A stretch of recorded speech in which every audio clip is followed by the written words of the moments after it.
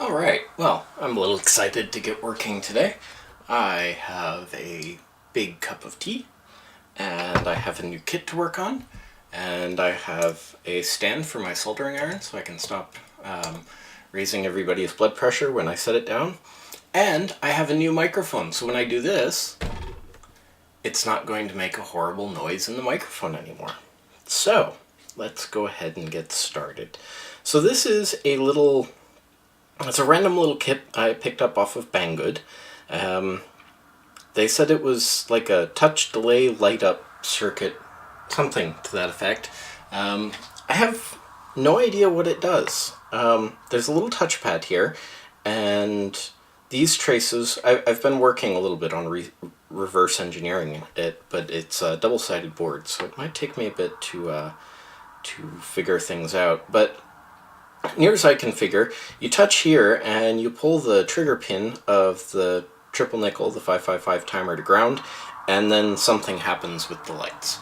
So let's go ahead and throw it together. I've taken some pictures so I can reverse engineer the circuit later, but I'm kind of eager to see what it does. So let's go ahead and get started. I'm going to have to tighten this up a little bit, I think. What shall we start with? Well, I guess we'll do I don't need this. Let's move that off to the side. I guess we'll start with the resistors, like we always do. There are 3 resistors on this board.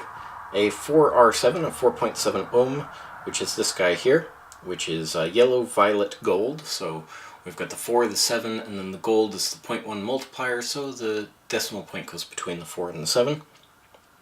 And then we have these, which are 10K resistors, and that'll be black, brown, and orange. So 1 0 and then 3 more zeros for 10,000.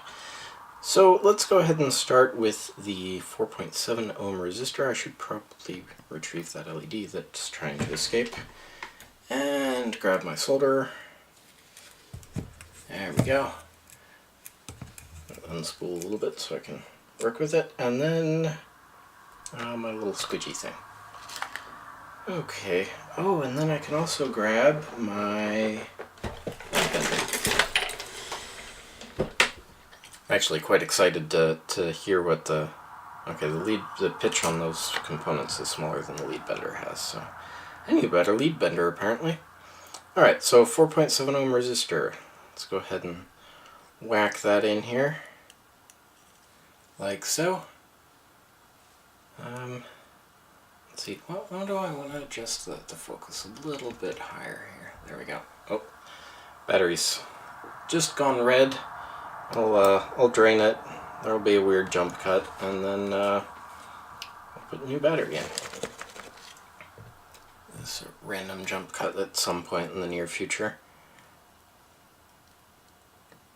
So let's go ahead and solder that resistor into place. There we go. Let's move on to the 10K resistors, because they're right next to that one. So we'll just quickly bend these leads down. Then we'll slide these 10K resistors into place, just like so. Bonk. And bonk. Let me know how the audio quality is. Of course, it's a new microphone, so I'm going to have to be learning new settings for it. I'll try to get the settings done well in post, but I don't like listening to my own voice, so I have no idea what actually sounds good or not when I'm editing. So I'm dependent a little bit on feedback for those sorts of things. Alright, let's finish soldering these two. This should be a fairly quick kit build. It's a small kit, not a lot of components, so I'll probably do it all in one take. Well, except for when the battery runs out. I have to swap batteries, but you know what I mean. So I'll go ahead and trim off these leads. I had a couple of people inquire what I do with the leads, and I used to throw them away after trimming them. And then I saw that Julian Eyelet saves his in a little bottle. So I am now saving mine in a little bottle because it makes sense. It's free wire in short little amounts that are useful for jumpers or I don't know, whatever various different situations you may need a tiny piece of wire for. Alright, so the next thing we're going to do is, well, let's see, capacitor 1, we'll do that one. That's going to be the 101, which is 100 nanofarads. A capacitor's value is always in, picofarads. It's always, at least the ceramic ones, the capacitor value is always in picofarads, so that'll be 100 picofarads. A little tiny capacitor, probably just, if I look at this, it's between pin 1, which is ground, and pin 8 and 7? Now this is going to require some reverse engineering. I'm not too sure what's going on here. Maybe I'll be lucky enough to find a circuit diagram for this kit. That would be useful. And I wouldn't have to reverse engineer it. I could just figure out what's going on based on the circuit diagram. But that'll be a follow-up video. Anyway, let's do the 104 capacitor now. That's going to go right over here. Still see what I'm doing? Yep, okay. 104 being 1 0 and then 4 zeros, so 100,000, 1 0, 0 0 0 0. Yeah, so 100,000 picofarads or 100 nanofarads, so that's quite a bit larger than that other one. I think that one's a little off kilter, so we'll correct that. Purely cosmetic. Doesn't matter if the component's a little off kilter. Well, I say that, but then back when I was working at Fleetwood, I discovered that certain components, in that case, the inductor that was running a very sensitive RF circuit, that one actually had to be mounted in a specific orientation on the board. Otherwise, the circuit wouldn't resonate properly. It's a very interesting little glitch. Let's see. I guess we'll go ahead and throw the triple nickel in. So we'll get the pins lined up there. And it's actually pretty loose. So what we'll do is tack down one corner like so. And then get up behind the board. Hold it flush and then reflow the solder so that the triple nickel is nice and flush. Oh, by the way, there is a mark on the board here that corresponds with the mark on the chip, so make sure those are lined up, otherwise the chip won't work properly. There we go.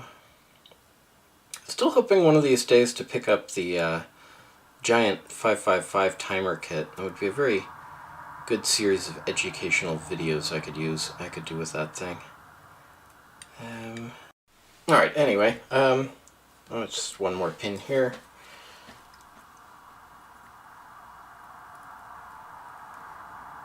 I've got a little curly cue in my solder. That's interesting.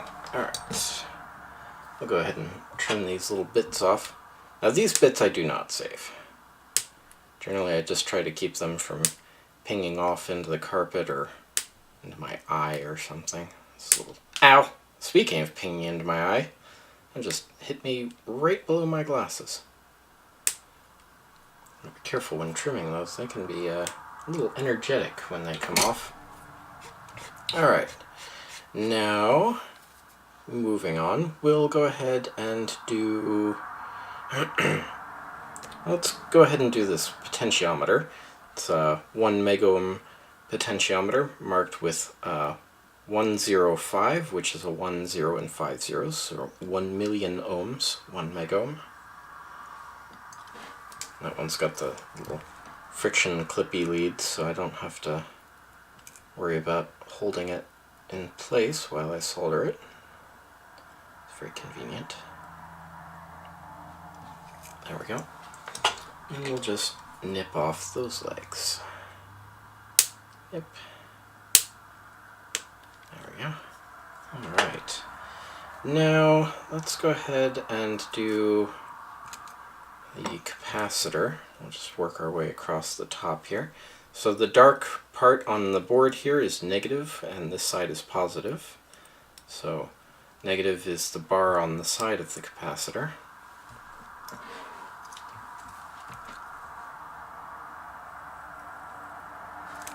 That one's going to be a little off kilter, so we'll just solder that into place. There we go. And there we go. And trim those leads off. Those are very, very long leads. There we go. Alright, next component. We'll go ahead and do the DC jack, which goes right here. That's going to be a little more difficult to solder into place because it's really loose. So we'll just go ahead and solder onto one pin and do our normal thing there, including the part where we singe ourselves with the pin on the other side of the connector there because the heat traveled through it. Very important step, that. Okay, do I want to trim those? Yeah, I probably do. Let's get in there and trim those up. Get off. There we go. Alright, make that nice and neat. And then all we've got left is the LEDs. Like I said, very quick kit build, this one. I'm just noticing that potentiometer is actually a little off kilter. That's disappointing. That's a little better. Alright. Okay, LEDs. Let's start with the little red one. Come on, work. The stand's not the best. I'll do a review on that one later because it's Banggood. See, the negative lead of the red goes that way. I'll just bring that right down onto the bottom of the board. Right down flush. And I'm actually going to turn my... Oops, that's not the right button. There we go. I'll turn the heat of my soldering iron down just a little bit. I forgot I had it running for soldering some ground planes the other day. Forgot to turn it back down. Ooh, I did not confirm the alignment of that LED before soldering both leads. So what I'll just do here is lay the soldering iron across both solder joints and reflow them so that I can seat the LED more flush. Alright, and then we'll nip off those two. And then we'll place the remaining LEDs, which are a very intense cold white. I'm gonna do them all at once. Might be a little more complicated trying to get them nice, but trying to get this done quickly. There we go. There's that, and one more. There we go. Now this one, these LEDs are super floppy, so we're going to go ahead and just solder one lead on each of them so we can clean them up in a minute here. So just tack every other lead down. There we go. And then we'll see how messed up they are. So we'll just center them down.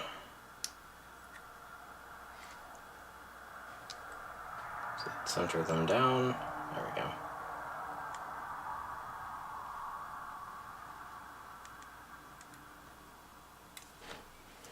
And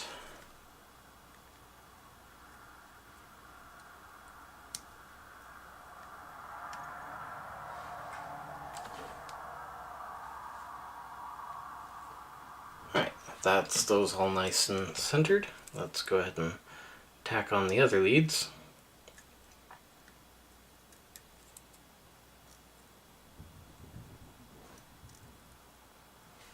Cats are playing in the other room. Don't know if that comes through the mic anymore. Pardon me. I'm also getting over a little bit of an upper respiratory thing here. Pardon me as I take a gulp of tea. So I'm a little phlegmy, but it seems like whatever it was is passing. It's really weird when I get colds because I have a nose spray that I use every night because my sinuses like to close up completely and make it very difficult to breathe. So the nose spray forces my nasal passages to stay open, but there's a disadvantage to that because that means that, you know, if I would normally be, well, I guess it's not exactly a disadvantage, but if I would normally be congested, it makes it so that I'm not, so it's hard to tell when I have a cold. Anyway, give me just a second here. I'm just grabbing a USB power bank so that I can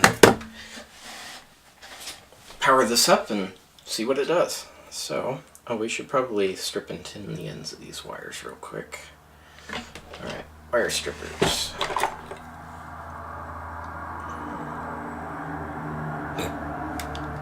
There's one. There's the other. And apparently today I decided not to do my trick of twisting the wires by pulling the insulation off at the same time while twisting. So we'll just do it the classic way, and then we'll tin these wires.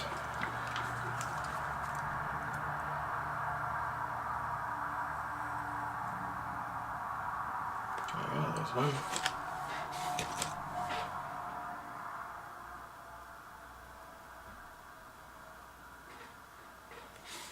And there's the other. Okay. Now, we'll go ahead and plug this wire into there. Click. And then we'll clip that onto there. That one onto there. Oops.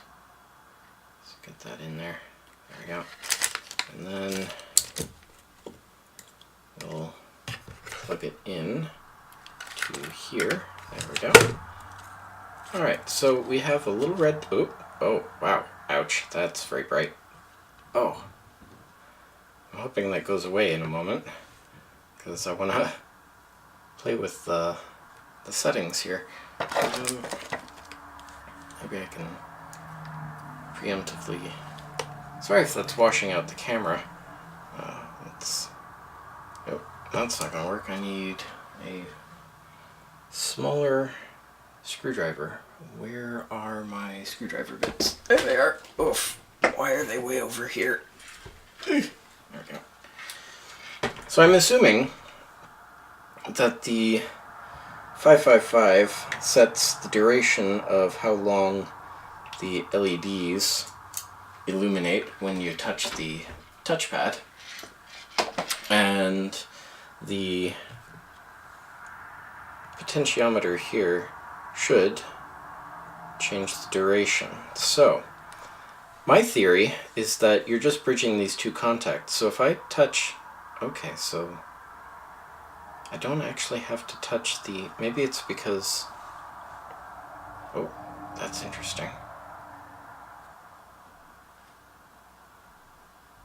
Huh. Okay, so is it because I'm touching the pad, or is it because I'm bridging the pad?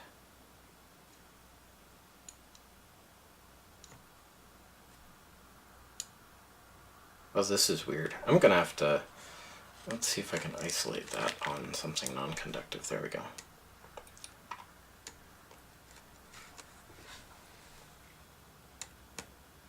Okay, so my initial theory, or maybe not, I don't know.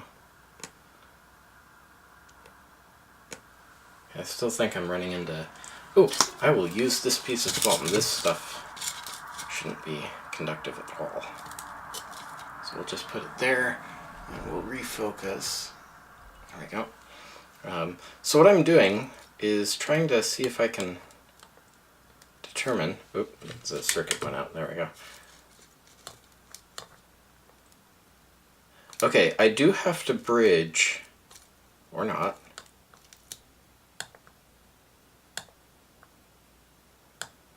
Okay, this is weird. So maybe what's actually happening is I'm draining a capacitor like into my body, and it's triggering, because I'm just touching that metal pad there. I'm not bridging the contacts, which is what I thought would actually trigger the circuit. So that's very interesting. Yep, I'm definitely going to have to reverse engineer this. But anyway, there's the little touch delay light thing that I found on Banggood. It's a cute little kit. For its price, it was like less than $1, I think. And it's, a little fun build. Anyway, if you haven't already, consider clicking here to subscribe. Right over here is a video that YouTube thinks you'll find interesting based on your watching habits. Right here is the Kit Builds playlist. And right here is a link to Patreon, which you can use to help me buy more interesting things like this. Alright, thanks so much for joining me, and we'll see you next time. Bye-bye.